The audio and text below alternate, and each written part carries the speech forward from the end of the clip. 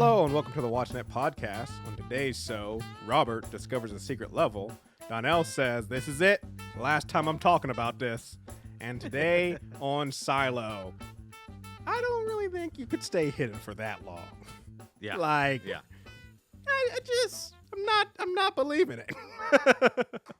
All that and more. I'm your host, Donnell. With me as always is Robert. And Robert, we were watching that episode and you were like, I can't. You were begging for it to end. Yeah. You just can't take. This was a jam-packed episode. There's too much going on. This was much going on. This is a very Silo 18 heavy episode. Yes. Which I feel like is kind of going to be the thing. Oh, you look up the name because I got the name. Okay. Yeah. So this is season 2, episode 5. Descent. Makes sense. Mm-hmm. Yeah. Yep. So okay. So yeah, this is a Silo 18 heavy episode. Yep. But there is some stuff we're getting in Little Silo 17. sprinkles in Silo Let's 17. talk about Silo 17 Yeah. first. I Quick, guess we can bang this out quick. It's really Juliet Nichols. Yep. Is it starts out with her trying to fix the fire suit that she got, but she didn't get a helmet. No. And she's so, trying to.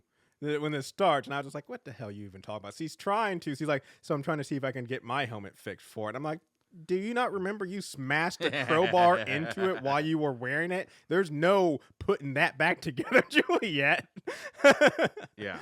But yeah, so she's talking with Solo while she's putting this together. And actually, I guess this happens a little bit later. I was just going to bring up the interesting little tidbit about Romeo and Juliet.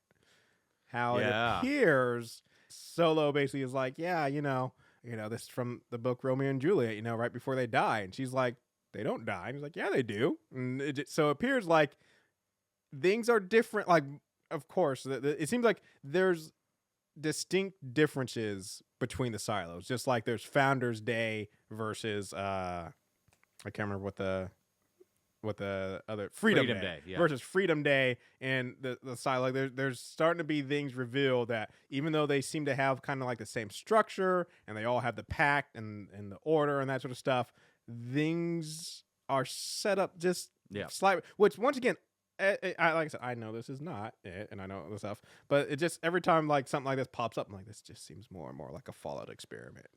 Like they're like, let's have a silo over here, and everything's this way, and then we'll just change a few things over in this silo because Fallout. I mean, maybe they're doing that in the show, but it's not like that in the books. Yeah. It really isn't. We also find out that the water is a concern. Mm-hmm. He's got 10 months before 13.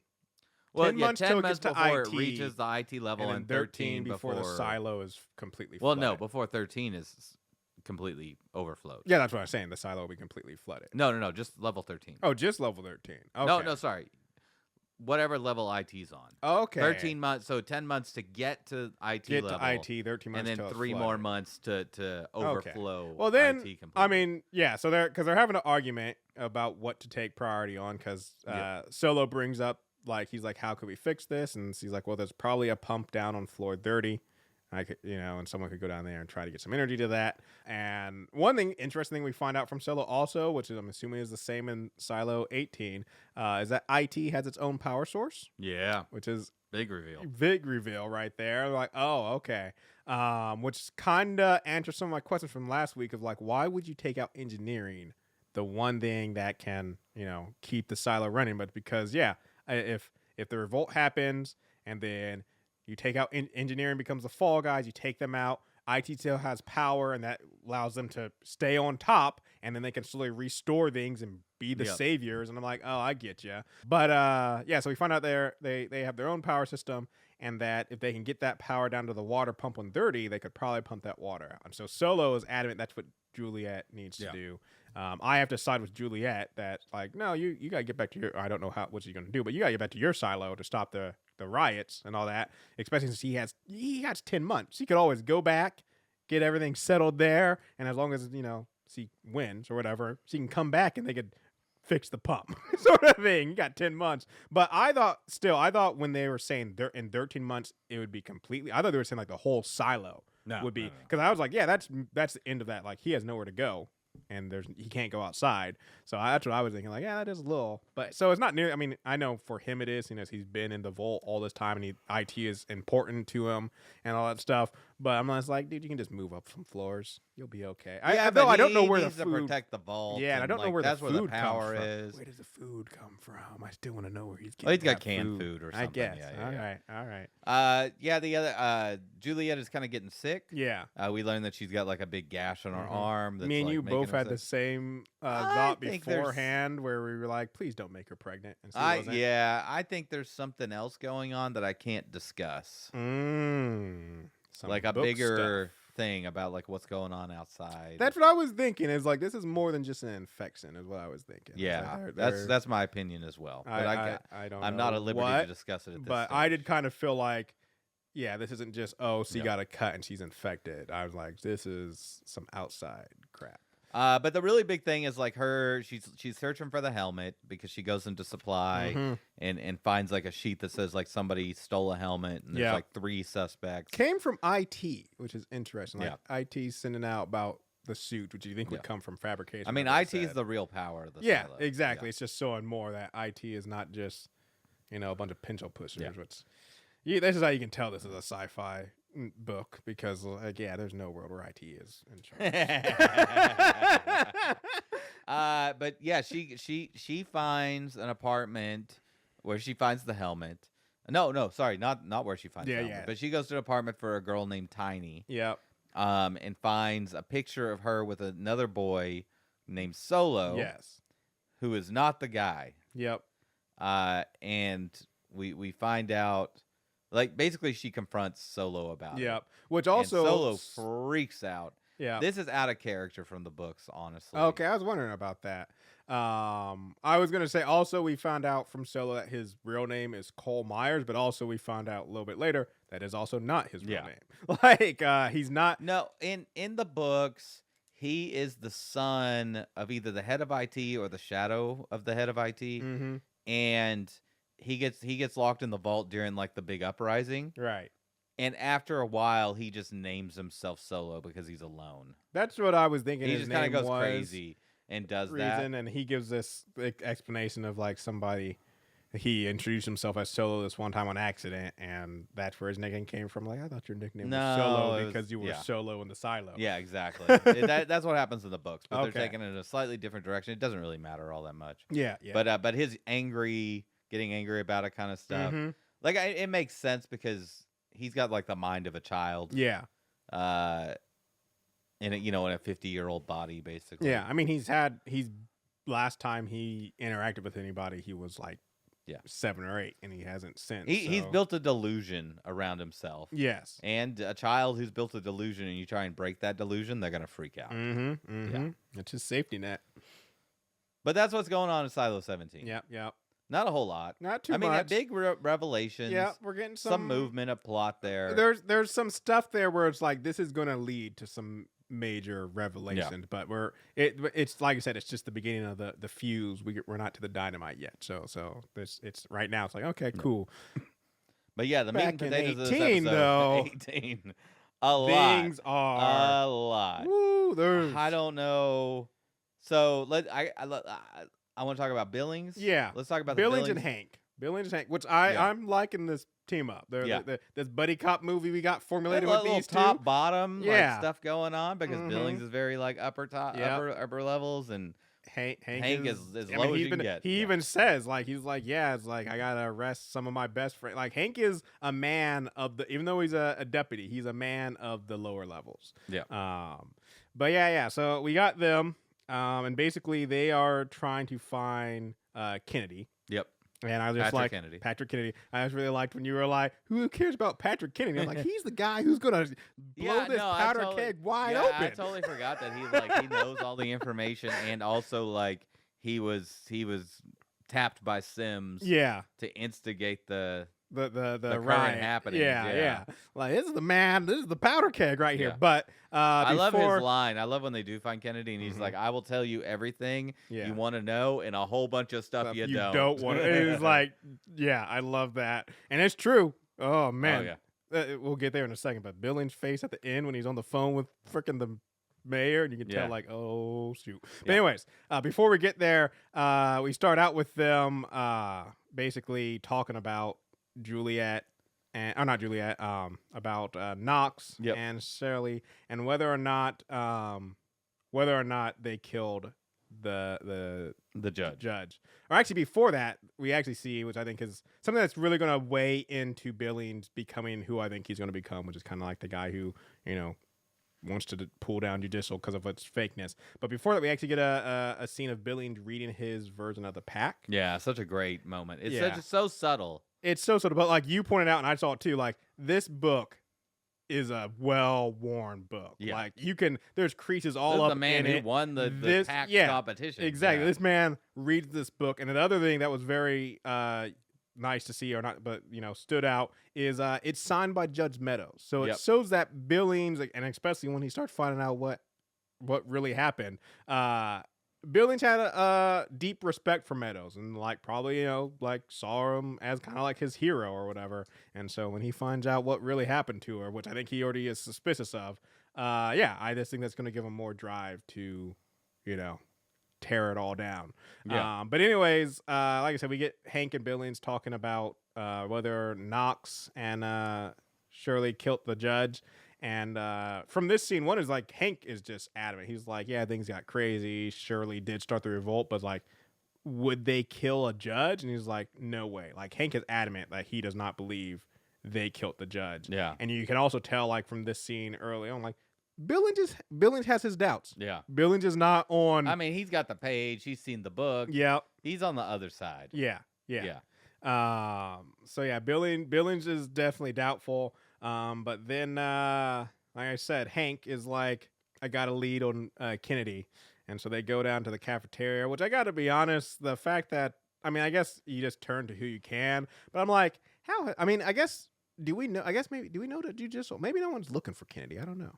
Because I'm about to say the fact that judicial hasn't found everybody thinks Kennedy is dead. Yeah. Okay. Maybe that's it. Because I'm about to say, he's hiding literally with his sister-in-law, I think it is. Yeah. And I'm just like, that's the first person but he's in the down He's in the down the triple D. But see, pretty much, Billings and Hank got her to spill the beans pretty easily. Yeah. So I'm just like, I'm assuming just nobody else is looking for him. Because I'm like, I just feel like if nobody else has found Kennedy yet, if they were looking for everybody else has bigger problems. True. Though, like I said, and this is why Sims and Bernard have to probably think he's dead. It's like, you would want to make sure all your loose ends are tied up. They quickly got the one dude out of, I can't remember, the one dude from Judicial who shot and killed him. They got hit. They're like, get him out. Get him. He did his job. Get him back up here. Get him hidden away. So they quickly got rid of that dude. But yeah, they must think Billings or Kennedy is dead. Because, he is a huge liability for them, as we see. And yeah, so like you said, Kennedy's in the down deep.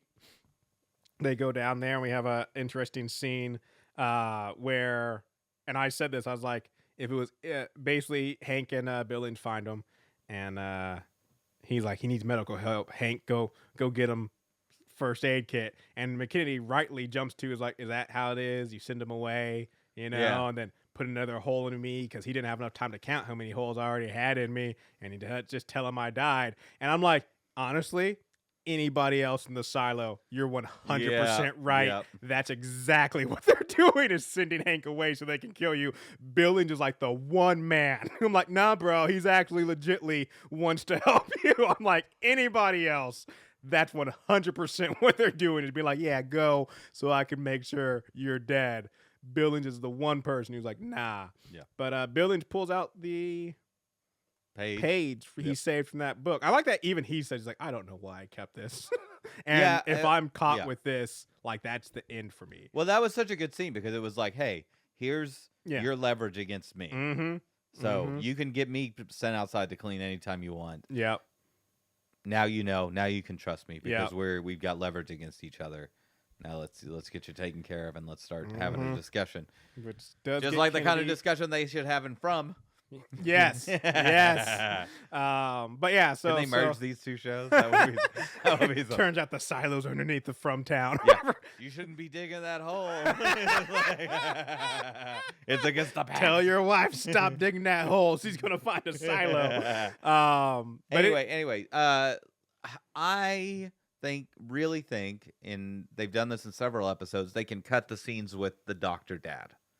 Yeah. But I understand what they were trying to get at in this episode with the Dr. Dad, which is basically showing the mayor that, like, hey, he's trying to... I know I've been a team player for a long time, but the illusion is broken for me. Yeah. And if the illusion is broken for me, it's broken for everybody else. Yeah.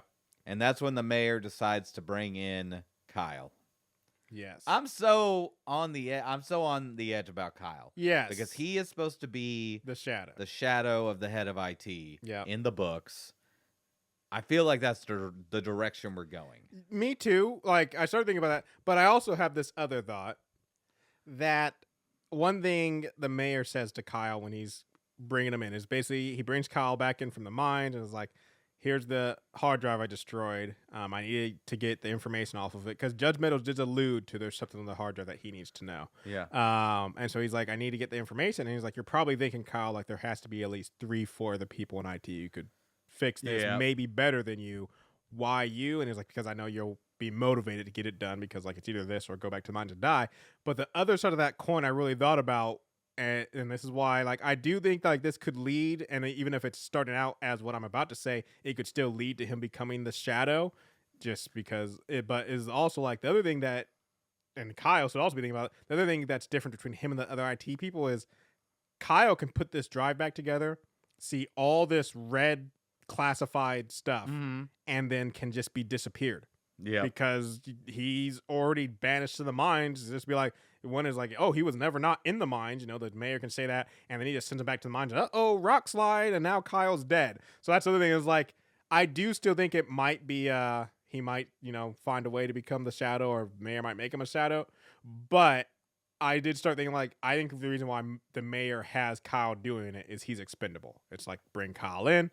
Kyle gets me information, sees a bunch of stuff he should not be seeing, as we see a little bit later on. Kyle's like, I got 2 maps of the silo. Here's the original map, which is all clean and proper. Here's a other map that shows these extra spaces on IT and judicial and this tunnel leaving out of the bottom of the silo that nobody knows where it goes, not even the freaking mayor who seems to know everything. So I'm just like, yeah, this is all stuff Kyle can't know. I'm still really interested to know what they're going to do with that tunnel at the bottom of the silo, because that is not in the books. Yeah, I know. I'm like, what's going to happen with that? But yeah, so that's where I'm like, yeah, Kyle's very much in a state where it's like you're about to see a bunch of stuff that you're not allowed to see. Yeah. And that's why I'm like, in one scenario, he becomes the shadow. Because then, hey, you're allowed to know all this stuff. In another scenario, he disappears back into the mines to die a mysterious death because it's like, Yeah. And so, in the books, he gets locked in the vault for a long time. Like he's not allowed to come out. Yeah. He's like, the head of IT is just like, you're going to sit in this vault and you're going to read all this information that no one else is supposed to know and the order and learn it and whatnot. And then like, when he goes down, like the head of IT goes down and says like, okay, what do you think about all this? Yeah. And he doesn't agree with it. And he's like, okay, well, you're dead now. Yep. Like, it's a lot. Yeah. I mean, it makes sense though with how like that's how the head of IT shadow goes. It's like you either accept it or you don't, and if you don't, you're dead. Yeah, you're not allowed. Which why I could still not wrap my head around how Judge Meadows. But because they were lovers. Oh yeah, that's right. He couldn't bring himself to do it until he finally had to last episode. Damn.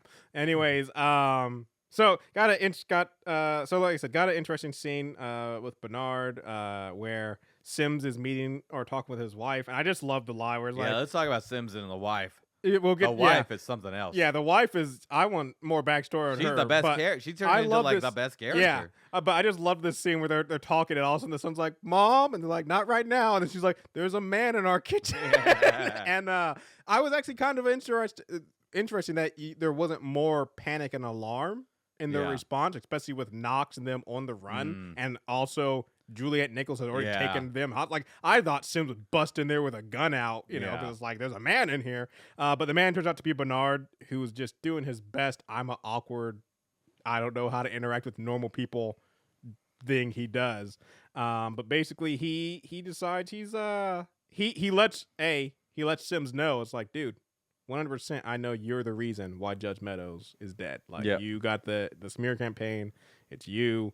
But which I get what he's doing in a sense, but still, he basically promotes demotes, depending on to Sims it's demotion, to everybody on the outside like it's promotion, but yeah, he promotes Sims to be the new judge. But we also see, just like Judge Meadows, he is very much neutered. Like, he's not cut out. He's not allowed behind the curtain anymore. Like he tries to go behind the curtain, and like someone else steps in. Yeah, his replacement won't let him in.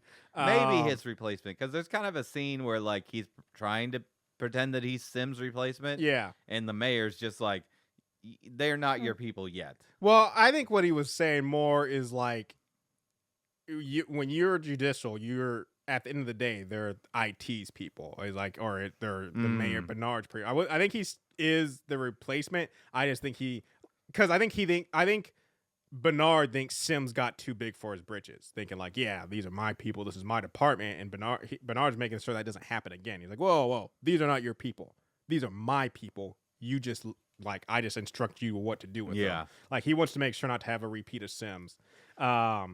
But this is where we get to start seeing, which before this episode did not know her name. After this episode, I will never forget her name, because, like, Camille Sims. It's crazy how there's so many characters in this that like in the first season, I was like, I don't need to remember them. Yeah. Like Patrick Kennedy. Or Shirley. Yeah. But now in like the second season, I'm like, oh no, these are prominent and important, and they're actually making things happen. There's nobody. I mean, there's a lot of like extras for sure. You know, just random. You know, the other 9,000 people in the silo. But all of our like side characters are becoming like important plot points. They're not like just pawns. So we're talking about Sim's wife, and I like what you realize is, don't get me wrong, I'm not saying Sims is not a driven man. I'm not saying he is not a man with his own goals and stuff, but his wife is driving what they do. Oh, she is the power behind the throne. Yeah. For sure. He like as they say, behind every great man there's a great woman. This is 100% because like she's the one who's like telling him what to do and stuff. And then literally she's like, at one point he's like, Armand is now in charge, and she's like, Armand can do a good job. He was trained by the best, but he's not the best, referring to Sims, and just being like, we got to get you. Like, she wants to get him back in that position of power. Yeah. And as we see a little bit later, like, oh, she will go to some extreme levels to do that. Yeah, her whole thing is like super spy game, like super tradecraft, dude. Yeah. She's like, I wrote down, I was like, why did she ever leave judicial? Because it seems like this is right up her alley. But after seeing what she does, like, oh, she left judicial because she wants more than that. Like, she wants to, like you said, she wants to be the one behind the throne. She doesn't want to just be a drone in judicial. She's like, I want to run this. Yeah, it's like Bill Gates leaving Harvard because they didn't have a good computer program. Yeah. She's just like, I got bigger plans. Yeah, and like, exactly. You guys don't give me the power I need. You're not going to give me what I want if I work. She's got shadow play. Like, she pretends to be like that she's come out of retirement so she can go capture Knox and Shirley, which we'll get into their storyline in a minute, because it's kind of like the big storyline of this episode. She takes them to the Porters, but it's all she takes them to janitorial. Not sorry, you're right. They go to the plumber. That. And it's all just like a shadow play to embarrass the mayor. But then like the mayor finds out about it. Yeah. It's not. I think it's to get the mayor to, because basically one thing she even says to Sims a little bit later when he comes to bed is, so she rescues Knox and Shirley and takes them to a place where she knows there's no cameras, because of course. Yeah. And that's the thing. You said she didn't know about the cameras, but she did know about the cameras. She did know about the cameras. Because I was saying, then how did she not know she would be filmed taking them? Anyways, we'll get to that in a second. Yeah. So she takes him to janitorial, where she knows they won't be seen, and has a guy who, I love a line from him a little bit later, for Knox and Shirley, has a guy who she has something on, still him in his apartment, and like I said, a little bit later, she's in bed with Sims, and Sims is like, yeah, he told me that they caught one, but the other three are still in the loose, and she's like, if you were in charge, you would have caught him by now, and I think that's what her whole ploy is, to make Armand Rond, or whatever his name was, seem like he's not up to snuff. Like, he still didn't catch those people, and try to get Sims back in.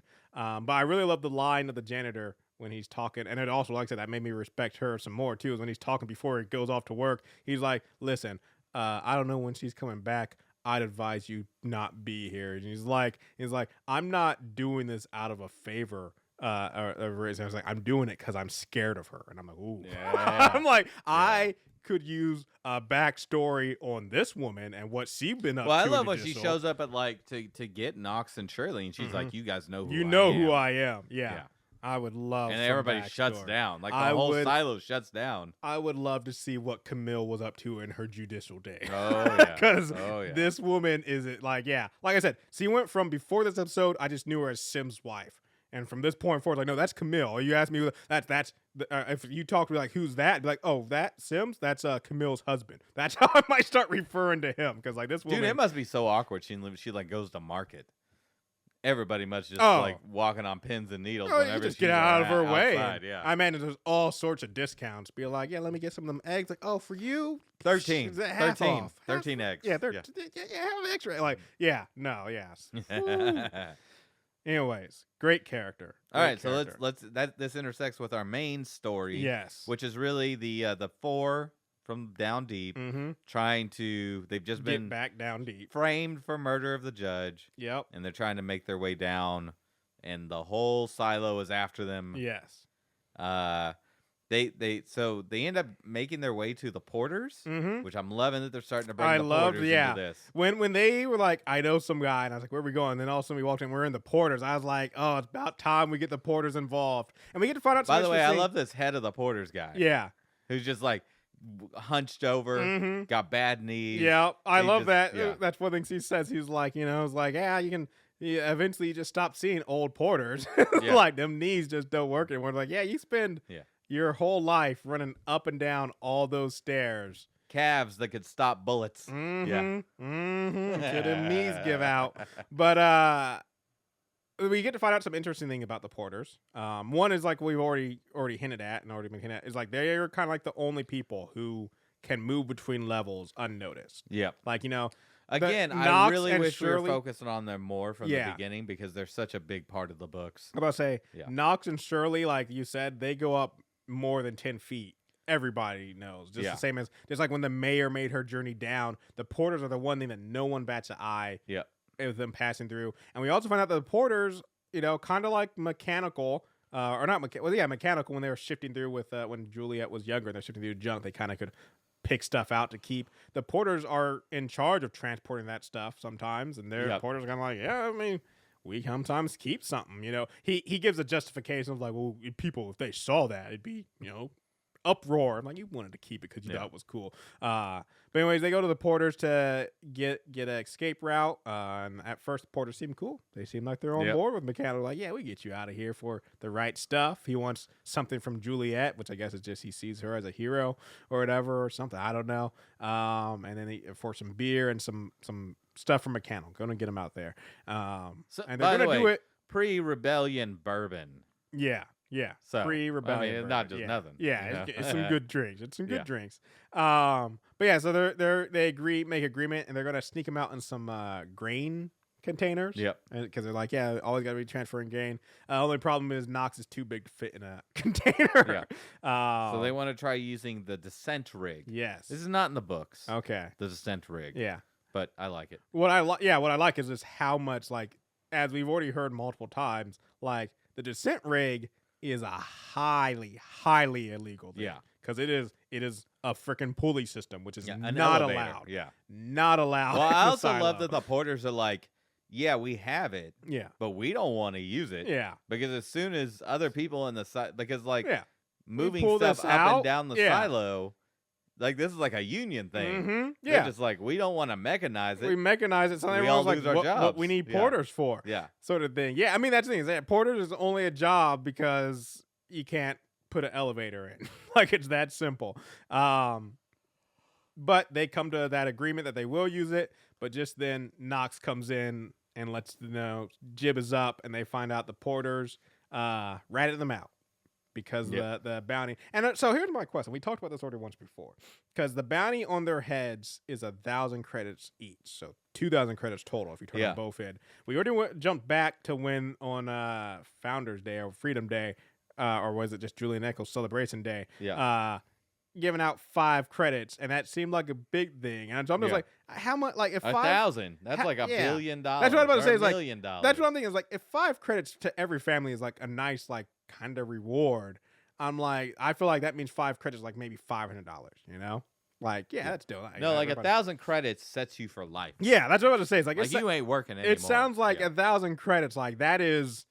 Yeah, you're done working. You're just put your feet up, relax. You're a 1%er. Yes, instantly. And 2,000 credits if you catch both of Mm-hmm. them? Like, but anyways, so, I mean, while, upset with the porter for betraying him, I'm like, if someone offered me $2 billion, like. $2 million. $2 million. I'd give you up for $2 million, Donnell. Yeah. I'm just letting you know right now. I'd probably give you up for $2 million too. I'm just saying, if you come to me, well, look, as we've learned recently, I would not trust the reward money. No.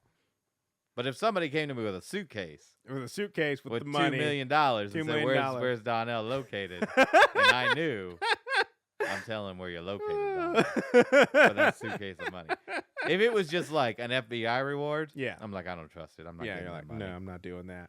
Okay, well, I'm glad to know that if I ever am, it's only if it's guaranteed. Sought by the government, I'm okay. But if a shady individual shows up with a suitcase of money, I'm screwed.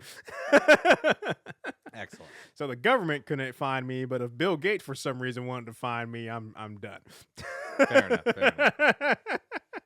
But anyways, so the porter turns on them. They go on the run, which I still, like you said, everybody in the silo is looking for him. Yeah. Everybody. And they're being followed by the cameras. And I'm going to be honest with you, Donnell. I forgot about the cameras in my head. Yeah. Until it showed them, like, tracking them with the cameras. I'm like, what is this episode about? I'm just like, how are they not know where they caught? are at all times. Yeah. Because they have the cameras. Like, the only thing I can think is Judicial is up too many floors, and they're not using because until the end of this episode, which we'll get to a little bit later, until that episode, it does seem like they're taking the sheriffs out of the picture for whatever reason. And so I guess maybe Judicial, because like I think the sheriffs are on every so many floors, but Judicial is just at the top. And so they're like scrambling raiders, which I'm just like, I don't know, just call the sheriffs in. But I guess I want to keep it in-house. But yeah, so they go, the 4 of them run, but they realize Walk and the other lady who I feel bad for not knowing her name. The head of supply. Yeah, head of supply. I feel bad for not knowing her name because of the big sacrifice he's about to make. Yeah. But I don't know her name. But basically, she's like, they're like, me and Walk are slowing you down. Shirley Knox, get out of here and stuff. And then even after that, she looks at Walk and like, listen, you're not staying here with me. And she points to like how since Knox or Walk has spent the last 40 years in her house, no one knows what she looks like. She's only been out recently in the last couple of weeks, which I thought was a really good point. And it was like, it's true. Like, no one's seen Walk in 40 years. No one knows what she looks like except for her close friends who aren't turning her in. She's like, you go and get out of here.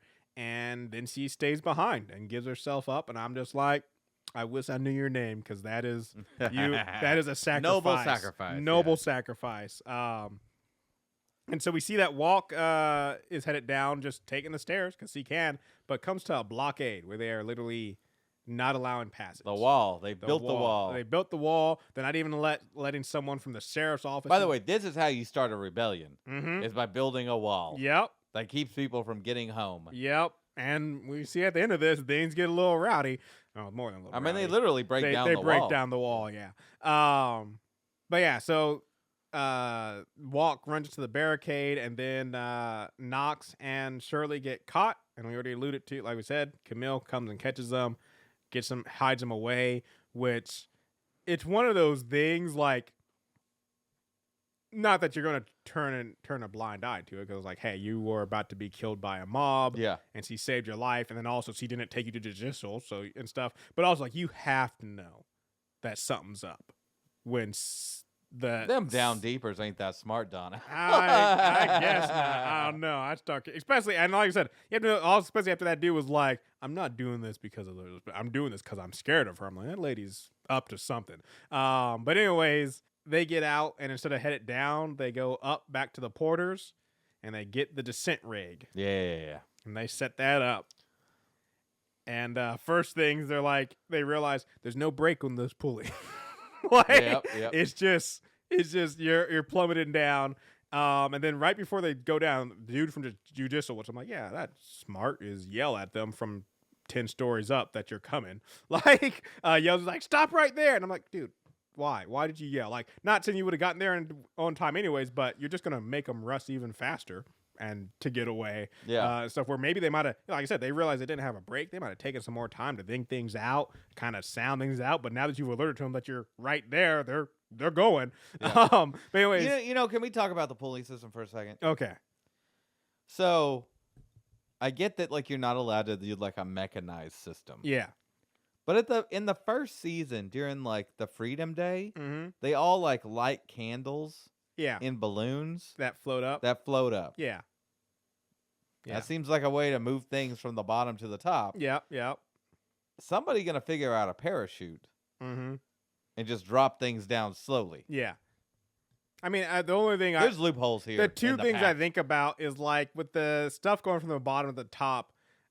It's one is like balloons can only carry so much, and like if you and stuff, and the same with like parachutes. Like you have to be where like if you see something parachuting down the silo, they're gonna alert the sheriff while it's going down. Somebody's gonna try and grab it. Yeah, or shoot it down, and then it kills whoever's down there. So yeah, I just feel like while there are loopholes, is like there's no way to sneakily do it. Like everyone's gonna see the balloons coming up, or the parachute going down. Yeah. But anyway, so they set up this pulley system with no brake, and they jump, and I'm just like, it's gonna hurt when you get to the bottom. Oh yeah. And yeah, jarring stop just at the end. But luckily, all their friends are waiting for them nicely to help them up.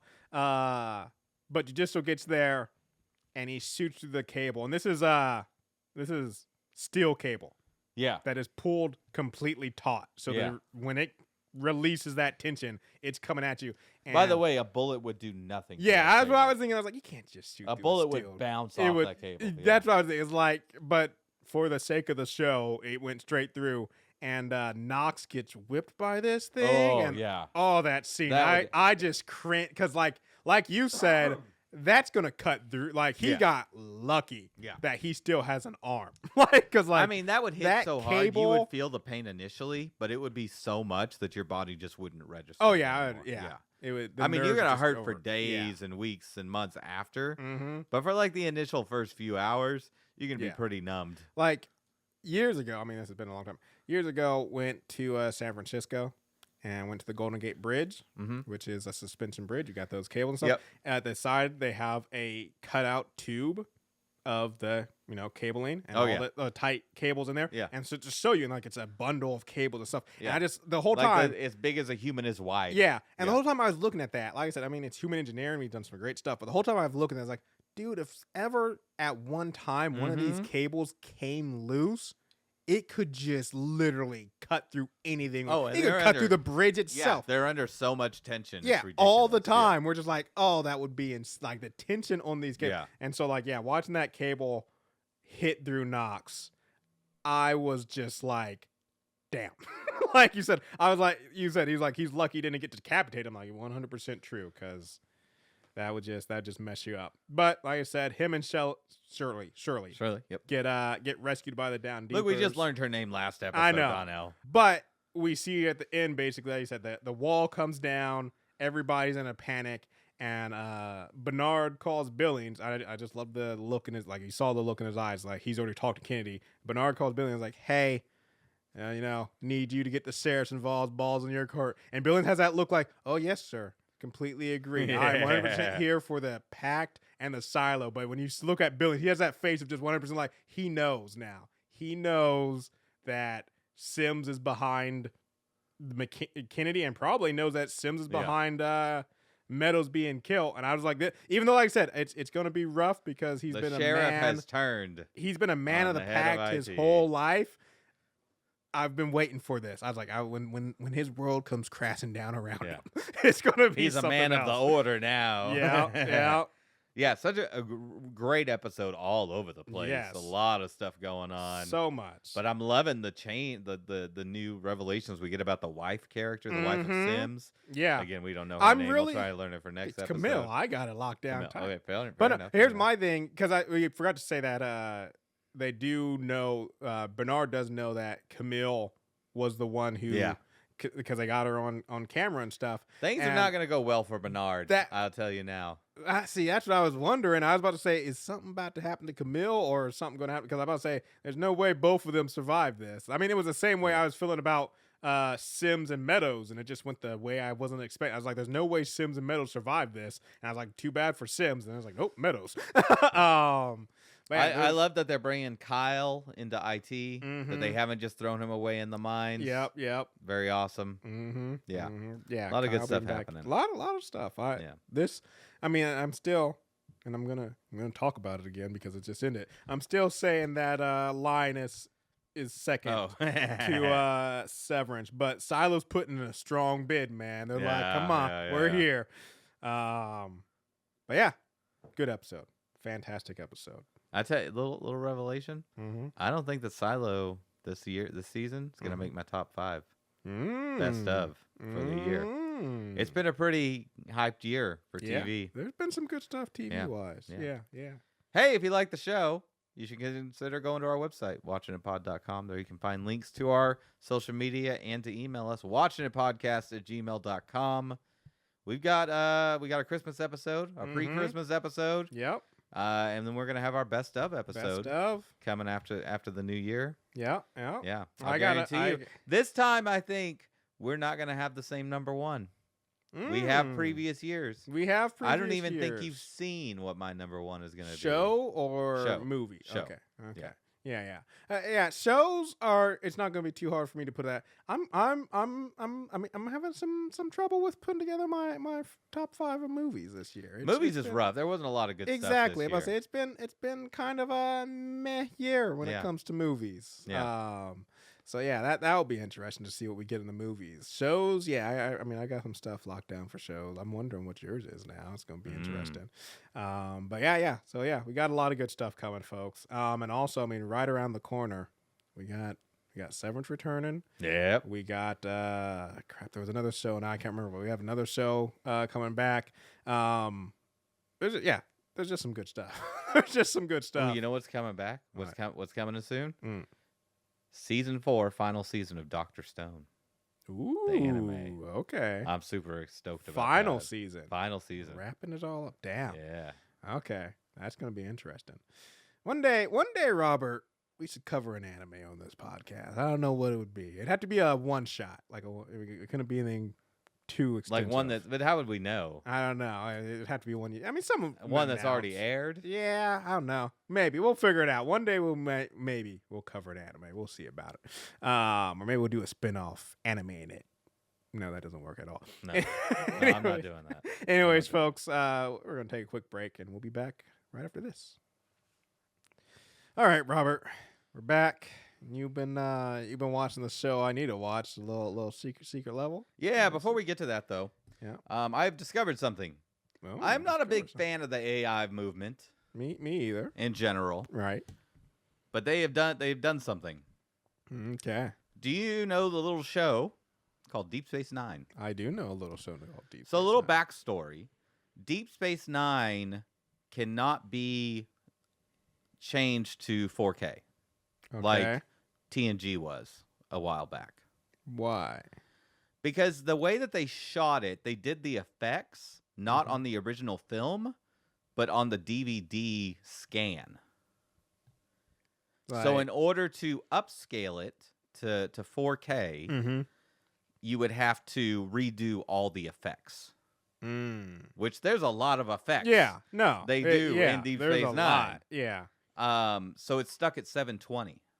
Okay. Which is the original 4x3 back TV in the day. thing. Yep. They are using AI to upscale it to 1080. And it looks fantastic. Really? Yes. I've seen a few episodes. Okay. And I approve. Here's the thing. I don't know if it's fully legal what they're doing, but I've seen a few of the releases. Yeah. They're up to season 5, I think, now, which is pretty good. But yeah, it's interesting. I approve of this use of AI. Well, that's what I was saying. Here's the thing, because I'm in the same boat as you with AI, but that's because the way I always see it phrased is people are like, I want AI to do my taxes and manage my stuff so I can do art and entertainment. I don't want AI to do art and entertainment, even though I guess this is kind of doing art. It's going to do both. Up now. It's gonna but do art both. and entertainment, so I can do my tags and stuff more. It's like that thing is like I just feel like we're applying AI to all the wrong things a lot of the time. Like this is something like you said, this is a task, a menial. Like I said, let's say we wanted to upscale Deep Space Nine manually. Like you said, that's a menial task that we're gonna have to bring somebody in to sit there and recreate all the effects for every single episode of Deep Space Nine. It's gonna take forever. Where it's just like, okay, this is a place where, this is where I would want AI to take over. Yeah, it's just like, this is something humans don't want to do. That's trivial and menial. Or expensive. And expensive. Yeah. Let's let AI do it. But there's so many things that we're trying to use AI for. I'm like, no, this is still stuff that people want to do, that people are better at, that people enjoy. Yeah. Stop it. When it comes to, there's so much, what is it? I play, I hesitate to say this because there's a scourge on this game, but still, I play League of Legends. And there's been this outcry recently that they've started for some of their artwork for some of their champions, that they've started using AI for the artwork. Interesting. And this game has been known for a long time of having really good cinematic and art done for it. That's one of the things that everyone always talks about it. And so it's like it takes away suddenly it's like, well, one is like it's not nearly as intricate and stuff. Like also you knew that the artists behind it were, they're putting in their work and effort and they're getting their credibility and payment for it, where all of a sudden now it's like, well, this is subpar, and we also there's no heart or passion here. No one thought about, how can I make this? And so it's like, it's like AI is just, it's such a, it can be used for so much, but I feel like we constantly are using it for the wrong things, Yeah. But this, I like the sound of this. Yeah. I can do with some 1080p Deep Space Nine. That's what I'm talking about. Yeah. Once that's all done, could go back and do a Deep Space Nine is probably the one I've rewatched the least. You should really rewatch it again. I think it's my favorite. Look, TNG I love. I love Voyager.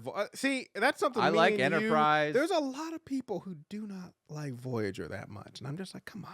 I think there's something there. No, I'm in the same boat. Yeah. Voyager is high. I mean, of course, I'm a TNG. Look, I grew up on TNG. Voyager gets wild. Mm-hmm. I mean, it gets wacky. Yeah, like they're just like in serious situations, and like Neelix is a cartoon character. Yes, 100%. Just strolling onto the bridge, like just flustered, like, Captain, we've got to worry about the weird thing that I'm dealing with right now. While you're like, she's like, it's in red alert mode. The bridge is dark. They're like waiting they're gonna have to fire photon torpedoes at the Borg. Yeah, and he's just like, but we've got to deal with the chaos of the kitchen.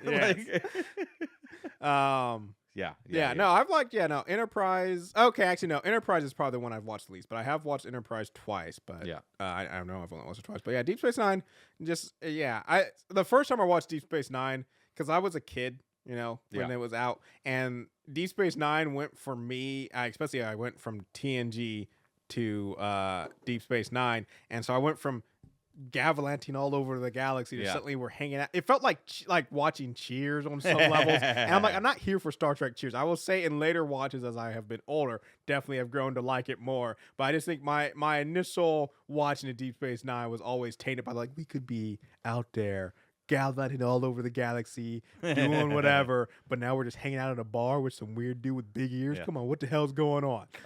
But yeah. Oh my God, I had a dream the other night. Mm-hmm. Where I had, like, you had like my duck fat fries. Yes, pretty good. They're delicious. Yeah, I'd like done like an amalgamation of them. Okay. That were so good that it was gonna be like the next like hamburger or fried chicken. Okay. Like I was gonna build an entire industry. On this recipe. Okay. Totally forgotten it because it was a dream. Of course. But the reason that I forgot it is because Quark. Where's this going? I was partnered with Quark. Okay, so you could have never made. And he these stole fries. my recipe. You could have never made these fries. And the dream turned into like this big protracted legal battle with Quark over him stealing my recipe. Did you win the battle? Or no, I did. I woke up before it because it turned into a nightmare. Before it turned resolved. into a legislative nightmare, and I totally like just completely it overshadowed the recipe, and I don't have the recipe is gone. A machine that I would love made somehow, and I don't even know how it'd be done, but we're just talking about weird stuff. Is a dream continuer. Yeah, because I've had so many dreams that will be interesting. Just as they're getting to the really good part, I wake up and I'm like, wait, what was going to happen? I need to go. I need to know the end of that dream. The and snooze button is the dream continuer, Donnell. Yeah, but no, I will say I have once or twice fallen back to sleep into the same dream. Yeah. But for the most part, you don't. You wake up from that dream, be like, oh my gosh, and you're like, oh, I can go back to sleep. You go back to sleep, and either you have a different dream or you have no dream at all. And it's like, no, I need to get back to that. What was we were at the pivotal point? You know, I need the to be continued. Last time on, exactly. Last time on Donnell's dream, and let's roll from there, please. I've been watching another show called Earth Abides. We're about to have the 3rd episode. Okay, it is fantastic. I haven't started that yet. It is not like best of right level for the year, but it's really good and interesting. It focuses, like, the main character is this geologist who's living up in the mountains, searching for rocks and stuff like that. He gets bit by a rattlesnake, and he's laid up, almost dying for like 3 weeks. And finally, gets better, heads down into town. There has been some sort of pandemic that has killed almost the entire planet. So far, he's only met 3 other people, and 2 of those people are dead now. Okay. And it is really interesting because he's just like, okay, I'm going to live. And he, like, goes to the library and just starts packing up on books on canning food and farming and just, like, everything. And it really, and it's not just like almost all of people. Almost all of the animals are dead too. Like there's a scene where they're talking like, I miss the sound of birds. Yeah. Right. He meets like a dog, and it's like the last dog. Yeah. Right. Does the dog live? Does the dog live? I'm not going to say anything about the show. I'm not going to say anything. You already told me 2 of the 3 people are dead. You can't tell me whether or not the dog lives. That's what everybody wants to know, Robert. Lives. So I know the dog lives. The dog lives. But it's basically like a dissection of like what happens when almost all the humans are removed from the equation. Yeah. What happened? What starts to happen to the Earth? And it starts to like in the first 2 episodes they skip 2 years. So it's like moving very quickly. Okay. But it's really like inspecting very interesting things. It's like, okay, all the people are gone. What happens with rats? And he's got like a house with food and warmth that gets attacked by 100 million rats. It's really interesting what they're doing. And like how the few other survivors that he does meet, or, you know, how they interact and just the despair and everything. It's really interesting. I'm really enjoying watching the show. Again, we're only like 2 episodes in. I got to watch a sneak peek of this because at the end of From. And so all this is saying is, once again, as we've already alluded to, you know, there used to be the stigma on a lot of this stuff, but is that, you know, good quality stuff can come out of weird, because From, and I'm assuming this, since it was sneak peeked on From, probably is from Epics, which I'm just like, I don't even know what the hell. Look, it's not the highest quality show, the Earth Abides, but it's just good, and it's really an interesting concept to explore. It's good content. To like, you don't always have to have the highest quality. Sometimes you can have a really good concept to explore, and you can do it very cheaply. You don't have to do it like, you know, Severance or Silo or whatever level budget.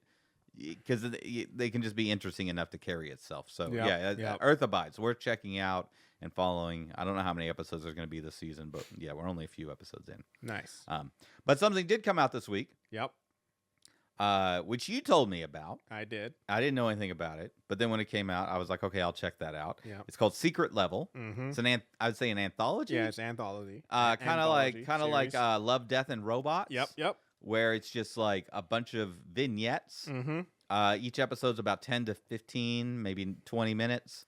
All by different artists and stuff like that. And each episode is based on a different video game adaptation. It is pretty good. It is really good. Not because it's an anthology and everything's kind of done by different artists and storytellers and stuff. They're not all this different levels. It's not like all exactly. I'm going to run through them. I'm assuming it's not like Love, Death, and Robots where it was randomized. I'm assuming that they go in order. Okay. The first one was based on Dungeons and Dragons. Yep. It's not great. It's meh. All right. The second one is based on a game called Sifu. Yep. Meh. Meh on that really one not too? very good. Okay. Then the third episode is based on a game called New World. Yeah. Which I had never heard of. It's Amazon's game, so that's why they it is it is hilarious and fantastic. Shoehorned in like, hey, we're producing this. We want our game in here. The main character is voiced by Arnold Schwarzenegger. Okay. And it is super 80s campy Arnold Schwarzenegger. It is so good. It's about a character who's like, he lands on a beach and he's like, I'm gonna take over, but nobody can die. And so everybody's like really old, and he's coming and he's like, I'm just big and strong and I've never lost a battle and all this stuff, and they just destroy him because they have years of experience with sword fighting and all this stuff. It's just really fun and funny and great. Nice. Then the next episode 4 is Unreal. I was going into that being like Unreal Tournament, that is. Yep. Going into being like, okay, this is gonna be stupid, I'm not gonna like it. I really liked it. Okay. I thought it was really good with the way they did it. Nice. And I could live with a movie based on it, which is what I think these are. I think these are like testing the Grant waters. Well, here's the thing. I mean, not to jump ahead, because I was like, but so what episode is it? The scroll, where are we at? Episode 6, Pac-Man Circle. I did not like the Pac-Man one. Okay. I thought it was really odd. Yeah. But it was really interesting. Yeah. I didn't like it personally, but it was definitely bizarre. I could have used an extra 15 minutes of it to really get me there. Well, maybe you'll get, some more, because that is the prequel to the 2025 game coming out next year, Shadow Labyrinth. They're making a full game from that. That episode is the continuation of that. So I mean, I really love that they got the Pac-Man being to be voiced by Amanda Swallow, who you may know from The Mandalorian. Yep. She plays the girl in the armor. Yep. And also Amara from Satisfactory. No, Sanctuary. No. Is this Supernatural? Yeah. Which you haven't gotten to. I haven't. I need to get back to watching Supernatural. I've been watching a bunch of other stuff. I need to get back to it. Yeah. Episode 7 was a game called Crossfire. Yep. Meh. Okay. What about we skipped over real quick? I'll get to it. Episode 5. Oh, we're gonna come back. I'll get to it. Episode 8 is Armored Core. It was really good. Yeah. It's the one that has Keanu Reeves. It is. At the very end, you think something's going to happen and something else happens, and you're like, oh, my God, I can't believe they just put that into cartoon form. I could use a movie on this, on the Armored Core, based on this. I don't want Keanu Reeves to play it. Okay. But it is really good and interesting take on the situation. I'm not too big on or too knowledgeable about the Armored Core mythos. I played a couple of the games. Not the most recent one. But based on what I saw in the cartoon, I'm like, this is an interesting universe to explore. But episode 5 is Warhammer 40K. Yep. Everybody got to stop right now. I need $1 billion put into a 3-part trilogy right now by Miramax, or I need a 5-season Amazon Plus show on Warhammer 40K right now. That episode was so amazing. Of Secret Level. The only thing I can think about is that and it sounds like it's a little bit in limbo right now. Who knows if it is or isn't happening anymore? But maybe let's get a push back for Henry Cavill, because Henry Cavill was pushing for a Warhammer series. One of his big pass-ins, and it was Amazon that approved. So maybe, like I said, Amazon, they might have been like, we're not sure about this Warhammer thing, and then someone pitched Secret Level, and hey, let's put a Warhammer episode in that, and maybe if they see okay, everybody likes the Warhammer episode, maybe Henry. It's the best episode for sure. There's a lot of really good things. I really love the Arnold episode. Henry Cavill and be like, hey, green light, we're coming back to you. So there's you might get what you want. Like the 40K episode is just, it's really, really good. It is so good and well done. One of the last to watch. I think I'll watch all the rest first, and I'll come to that one. Fair enough. Yeah. Or I'm gonna show it to you right after we get done recording. But it's like, oh man, like the I don't remember what the name of the knights are. Crap. I was just playing a game. I play a game that you play as one of them. Yeah, but they're just like destructive and powerful on such a nonchalant level. Oh yeah. Like they're like Supermen. I love like you can tanks, find online. Like one of them's getting charged by a tank, and he's just in a suit of armor. Yeah, and he just like shrugs it off like it's nothing. Well, I love you can find online people who will be debating. They'll be like, who wins between a Halo Spartan like Master Chief or a 40K, and I can't remember the name, something 40K, and like you just see all the people like you can tell like the different fan bases, but then like when they start giving examples, because all the people are like, oh, Spartan by far, the Master Chief is so much quicker, faster, and then all the 40K bros gonna be like, hold up. It's Space Marines. Space Marines, like, hold up. Don't get me wrong, Commander Chief is something else, but like Space Marines are on a whole nother level. Let me tell you why. Yeah. And they just start listing all this insane stuff, and they're like, yes, Commander Chief can do this, but like Space Marines are this, and that. And just like, and like I said, me as a neutral party, I read everybody's arguments, like, I got to go with the Space Marines, man, after reading this stuff. Like, I got to go. No, if you watch this episode, you're just like, okay, maybe like Goku could take one.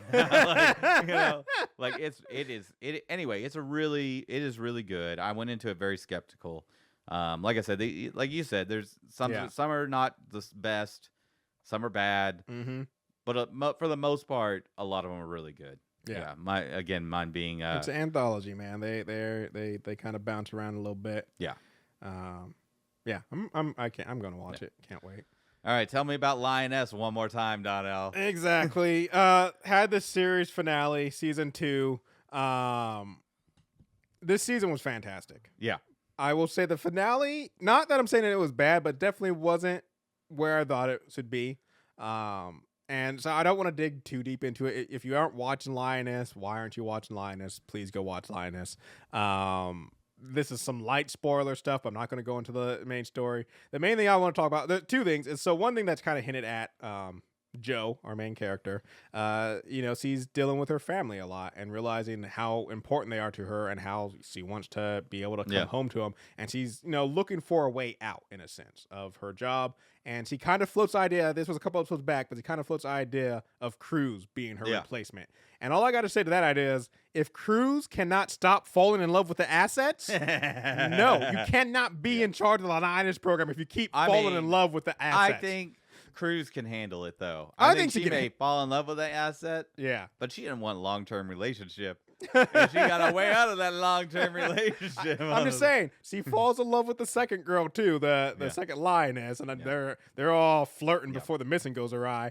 So there's that. And then also, this is kind of the big thing for me, even though I would have hated it, because, as I've already said, the one thing, like I said, okay, so two things about this show that are interesting. Well, no, one thing is interesting you wouldn't expect, and the other thing is just nice, is the one thing that's interesting that you wouldn't expect is in this show about government, CIA, espionage, and cover-ups, and black op missions, one of the biggest storylines is like, what's going on with the family? Like, the fact that you're so involved with the family. I know. I hated that he took her back. Yeah.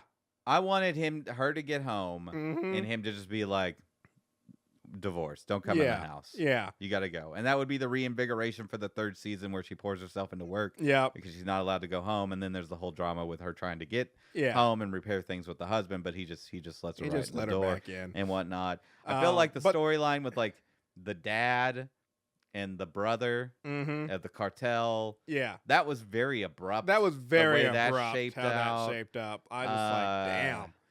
I don't know. The last episode just kind of. Yeah, and here's the thing: it just kind of and there's so they set up this big conflict where the mission goes awry. I'm not going to say how or why. So the mission goes awry.